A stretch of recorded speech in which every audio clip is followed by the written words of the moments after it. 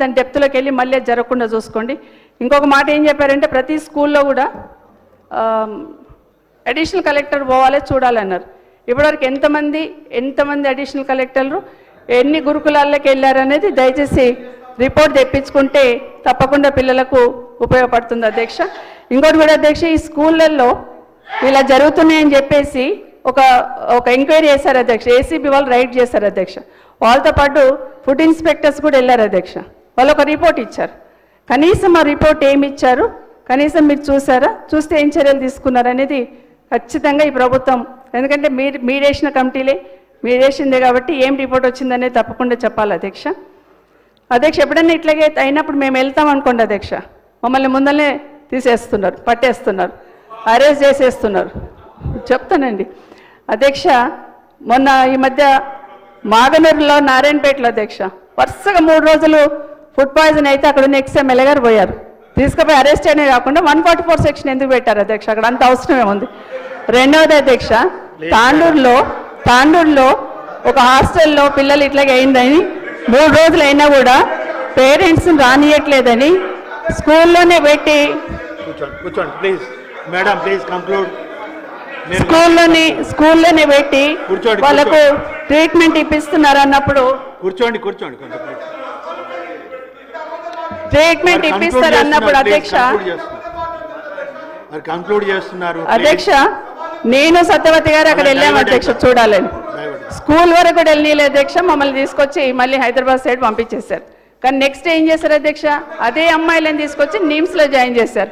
అట్లాగే మొన్న కోవలక్ష్మి గారి కాన్స్టిట్యున్సీలో అట్లాగే విషారం అయిందని చూడకపోతే పోలేదు. కానీ ఆ అమ్మాయిని నిమ్స్ వరకు తీసుకొస్తే కూడా లాస్ట్కి అమ్మాయి ప్రాణమే పోయింది అధ్యక్ష. ఏమంటుందంటే అధ్యక్ష, మమ్మల్ని ఇది చేసేదానికన్నా, మమ్మల్ని ఆపేదానికన్నా ఇది జరుగుతున్నాయి, ఎందుకు జరుగుతున్నాయని దయచేసి చూడమని కోరుతా ఉన్నాను అధ్యక్ష.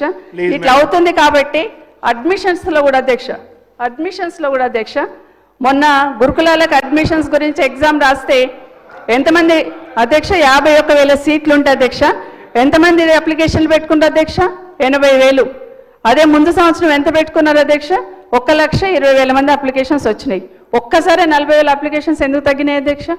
ఒకసారి పోటీ పడి ఇలా మాకు కావాలి సీట్ అని అడిగిన పిల్లలను చూసినాము. మరి ఇప్పుడు ఉన్నాయి బాబు సీట్లు అంటే కూడా ఎందుకు అప్లికేషన్లు తగ్గినాయి అనేది ఒకసారి చూసుకోవాలని కోరుతా ఉన్నాను అధ్యక్ష. దీంట్లోనే మిగిలిపోయిన సీట్లు, ఇది మేము చెప్తుంది కదా మంత్రి గారు, మిగిలిపోయిన సీట్లు ఒక్కొక్క సీటు 50,000కు అమ్ముకున్నారు.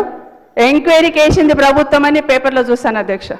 ఇది నిజమైతే ఇంకా గట్టిగా ఎంక్వైరీ చేయండి, ఇట్లాంటివి జరగకుండా చూసుకోమని ప్రభుత్వాన్ని కోరుతున్నాను. ఎందుకంటే అధ్యక్ష పెద్ద హెడ్డింగ్ పెట్టి ఒక్కొక్కటి 50,000కు సీట్లు అమ్మారు గురుకులంలో.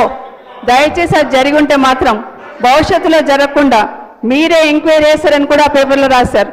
ఆ ఎంక్వైరీ వేసింటే ఆ రిపోర్ట్ వచ్చింటే మాత్రం గట్టిగా యాక్షన్ ఎన్ఎం శ్రీనివాసరెడ్డి గారు 50 నిమిషాలు అయినాయి సార్.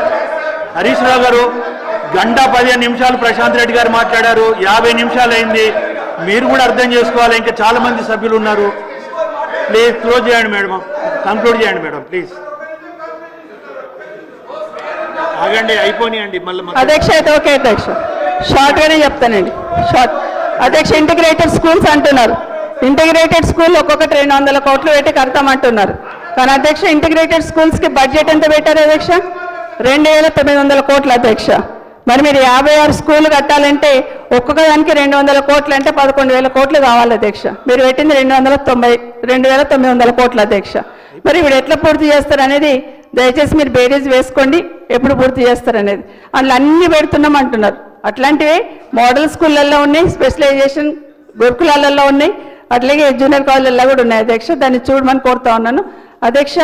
వీటితో పాటు ఇప్పుడు మీరు ఏవైతే రెసిడెన్షియల్ స్కూల్స్ అంటున్నారో దీంట్లో స్టూడెంట్స్ని గురుకులాలు ఉన్న వాళ్ళని అందులో షిఫ్ట్ చేస్తారా, గవర్నమెంట్ స్కూల్ ఉన్న వాళ్ళని అందులో షిఫ్ట్ చేస్తారా, లేదా కొత్తగా రిక్రూట్ చేసుకుంటారా, కొత్తగా అపాయింట్ చేసుకుంటారని ఒక క్లారిటీ ఇవ్వాలి అధ్యక్ష.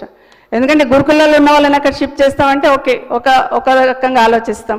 లేదా కొత్తగా 3 లక్షల మంది పిల్లల్ని ఈ స్కూల్లోకి తీసుకొస్తాం అనుకుంటే దానికి సంబంధించిన ఎక్సైజ్ అంత ఉంటుంది, అది కూడా చేయాల్సి వస్తుంది. ఆ క్లారిటీ ఇవ్వాలి అధ్యక్ష. ఓవర్సీస్ స్కాలర్షిప్స్ అధ్యక్ష ఏదైతే పెండింగ్ ఉందో మొన్న కూడా డిస్కషన్ అయింది, ఓవర్సీస్ స్కాలర్షిప్స్ కూడా పెండింగ్ ఉన్నాయి, విడుదల చేయాలని. అదేవిధంగా 25 lakhs పెంచుతామన్నారు, దాన్ని కూడా చేయాలని కోరుతా ఉన్నాను అధ్యక్ష. అధ్యక్ష ఇంకొకటి ఇంపార్టెంట్ అధ్యక్ష, గురుకులాలలో అధ్యక్ష ఎస్సీ గురుకులాల అధ్యక్ష, దీంట్లో అమ్మాయిలకే 50% పెంచాం అధ్యక్ష.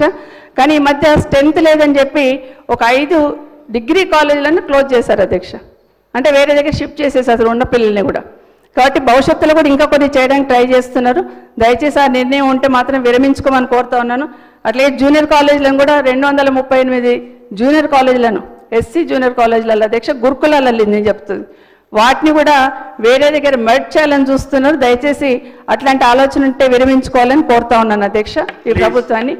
ఒక్క నిమిషం అధ్యక్ష, అయిపోయింది సార్. ఇంకొకటి అధ్యక్ష, సార్ ఇది ఒక్కటి అధ్యక్ష, గురుకులాలలో మనం సెంటర్ ఆఫ్ ఎక్సలెన్స్ కేంద్రాలు పెట్టినాం అధ్యక్ష. ఎందుకంటే ఎంసెట్ నీట్ కోచింగ్ తీసుకోవడానికి పేద పిల్లలకి ఇబ్బంది అవుతుందని పెట్టినాం అధ్యక్ష. వీటిని ఖచ్చితంగా ఎంట్రన్స్ పెట్టి తీసుకునే వాళ్ళం అధ్యక్ష, ఎంట్రన్స్ పెట్టి అందులో ఉన్న వాళ్ళని తీసుకునే వాళ్ళం అధ్యక్ష. దాంట్లో ఇప్పటికి దాదాపు 1000 మంది ఎంబీబీఎస్ సీట్లు సాధించారు అధ్యక్ష. అయితే వీళ్ళకి ఎంబీబీఎస్ సీట్ వచ్చిన వాళ్ళకి 50,000 రూపాయలు ఇచ్చే